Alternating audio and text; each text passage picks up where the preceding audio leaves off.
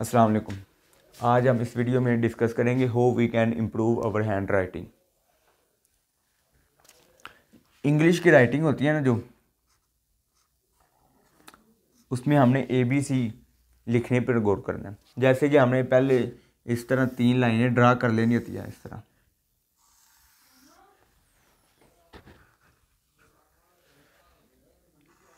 इस तरह ना एक फॉर्मेट में होगा ना सारा अल्फाज। ए, ये इस तरह हमने लिख दिया B, ये C आ गया, ये D आ गया। इस तरह हमने पहले ठीक करने की कोशिश करनी है। हम अक्सर में क्या करते हैं, ये जैसे ये 3 लाइनें हैं या कोई भी लाइन है उर्दू या इंग्लिश की, नैरो लाइन वगैरह, ये आप देख सकते हैं कि हम क्या करते हैं, A इस तरह आ गया, B बड़ा आ गया, C D E इस तरह लिख देते हैं, जिसकी वजह से हैंड राइटिंग अगर अच्छी भी चल रही हो ना तो सही नहीं चलेगी। पहले तो ये आ जाता है। हमने ABC को पहले एक एक अल्फाज को देखना है हम किस तरह लिख रहे हैं। कुछ बच्चे इस तरह A लिख देते हैं, कुछ F इस तरह लिख देते हैं। एक फार्मेट होना चाहिए टोटल ABC का। कुछ हम छोटे अल्फाज लिख रहे हैं, कुछ बड़े लिख रहे होते हैं। जैसे कि ऐसे हम ईट्स डालते हैं, सुनिए ये हमने डाला, इसमें हम कुछ अल्फाज बड़े लिख देते हैं, कुछ छोटे लिखते हैं। जैसे कि मिसाल के तौर पे हमने लिखा है गेट, GAT, और ये गेट लिख दिया। कुछ इस तरह करते हैं, GAT और ये आगे E डाल दिया, छोटा E डाल दिया। आपने एक फॉर्मेट रखना है। कैपिटल अल्फाज जो होता है वो हमेशा हमने पहले बड़ा ही लिखना है, उसके बाद छोटा ही लिखना है। बोर्ड के पेपर्स में मैंने ये भी देखा, ये जैसे है गेट्स, इस तरह का S ज़्यादातर जो प्रोफेसर है ना वो इस तरह का चेक करते हैं। वो कहते हैं छोटा जो हम S लिखते हैं ना वो हम कुछ समटाइम्स हम बड़ा लिख देते हैं इस तरह, जिसकी वजह से भी गलतियाँ होती हैं। ग्रामर की मिस्टेक्स इंग्लिश में बहुत ज़्यादा होती हैं। वो ज़्यादा हैंड राइटिंग में कम तवज्जो देते हैं। वो कहते हैं ग्रामर की मिस्टेक्स ना हो। सबसे बेटर तरीका ये है कि आपने एक फॉर्मेट में लिखना है।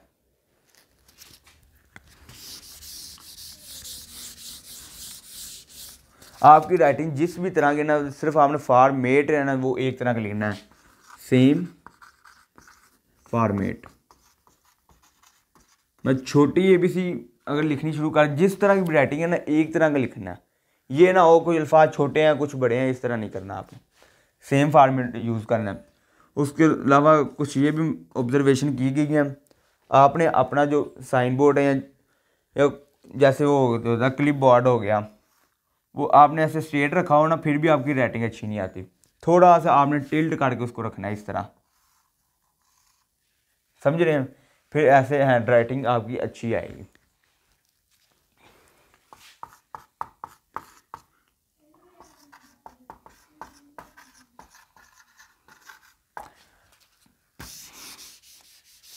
फिर जो आप लिख रहे हैं ना,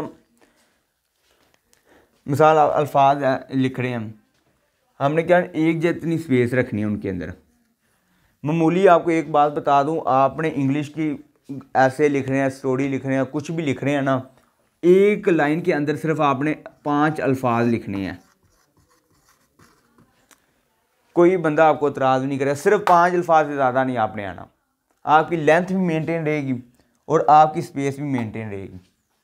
स्पेस इसके अलावा कुछ होते हैं 6 अल्फाज आ गए, कुछ 7 अल्फाज आ गए, वो एक तो पूरी शीट का ही लुक ख़राब कर देते हैं। आपने 5 अल्फाज से ज़्यादा अल्फाज रखने हैं।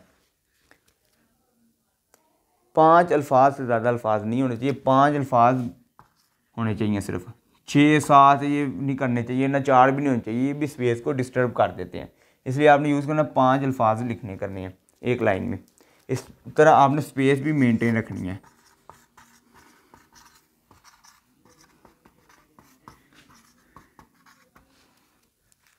स्पेस मेंटेन आपने रख ली। इसके अलावा एक और भी छोटा सा ना है, देखिए आपने राइटिंग लिखी, उसके अंदर काफ़ी मिस्टेक्स होंगी, या जैसे कि आपने सेम फॉर्मेट में नहीं लिखा, कुछ आप जैसे लिखते लिखते ये देखें लेशमेनिया आपने लिखा,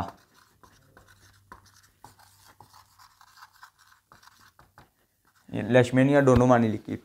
इसमें आपने देखना मैंने कौन से अल्फाज ठीक तरीके से नहीं लिखे, इंग्लिश अल्फ़ाबेट कौन से आपने ठीक नहीं लिखे। जैसे ये आप देख सकते हैं, ये मैंने ई लिखने की कोशिश की हुई है ये वाली, पर ये ई इस तरह सही तरह करके लिखना है, इससे भी आपकी हैंड राइटिंग इम्प्रूव हो सकती है। जैसे ये ए है, ये भी थोड़ा सा गलत लिखा, इसको भी आपने इस तरह ठीक करके लिखना है। या आपने पूरा एक अल्फाज लिख लेने करने हैं।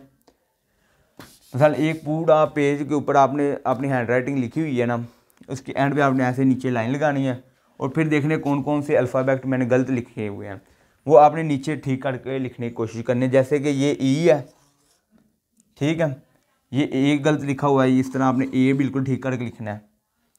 और दोनों वानी, जैसे यहाँ पे भी ए एन आई गलत लिखा हुआ है, ए एन आई, इस तरह आप सिंगल सिंगल वर्ड पे भी जोर देंगे ना, फिर भी आपकी हैंड राइटिंग ठीक हो जाएगी। जैसे ये लिखा हुआ है ना, इसको आप ठीक करके लिखेंगे ना, प्रैक्टिस करते रहेंगे, फिर आपकी ऑटोमेटिकली आपकी हैंड राइटिंग बिल्कुल ठीक, अल्फ़ाबेट ठीक लिखे जाएंगे, ठीक है, हैंड राइटिंग भी आपकी ठीक हो जाएगी, ठीक है। और क्लियर हो, क्लियर जितना आप एग्जामिनर के लिए जितना आप इजी करेंगे ना, उसको क्लियर देंगे, वो उतने अच्छे मार्क्स भी हमें देगा, उतनी जल्दी उससे रीडिंग भी हो जाएगी, वो हमें स्पीड से नंबर देता जाएगा, ठीक है। करेक्ट अल्फ़ाबेट, ठीक है,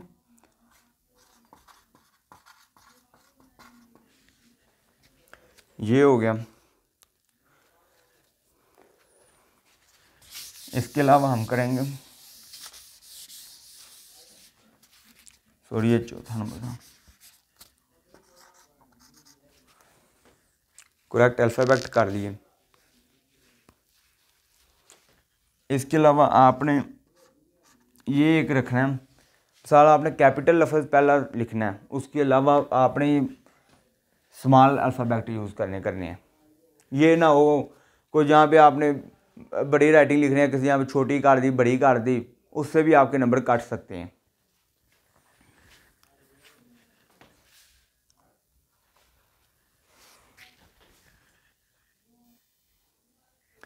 और इसके अलावा आपने ये करना, जॉइनिंग राइटिंग आपने नहीं करनी,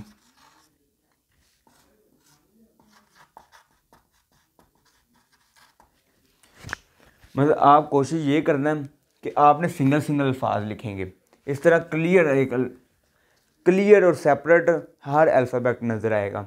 इसमें पेपर जो एग्जामिनर होगा उसको चेकिंग करने में आसानी हो जाएगी, ठीक है। आपने जॉइनिंग राइटिंग लिखेंगे, वो हमारा एक एक अल्फाज ही पढ़ता रहेगा, वो परेशान हो जाएगा हमारे पेपर से, खुश होकर नंबर भी नहीं देगा हमें। और आपने जॉइनिंग राइटिंग को, जो जिनकी तो राइटिंग अच्छी है जॉइनिंग वो तो करता रहे, पर जिनकी नहीं है वो कुछ अल्फाज जॉइनिंग में लिख रहे हैं, कुछ अलग लिख रहे हैं, कुछ आम राइटिंग में अल्फ़ाबेट में लिख रहे हैं, तो वो बहुत गलत हो जाएगा, उसको पता ही नहीं चलेगा यार मैं क्या कर रहा हूँ क्या नहीं कर रहा। लिहाजा आप जॉइनिंग राइटिंग छोड़ें, सेपरेट करके हर अल्फ़ाबेट लिखें, इससे आपकी राइटिंग लाजमी इम्प्रूव हो जाएगी। जैसे मिसाल के तौर पे आप लिख रहे हैं इधर यूरिट्रिमा,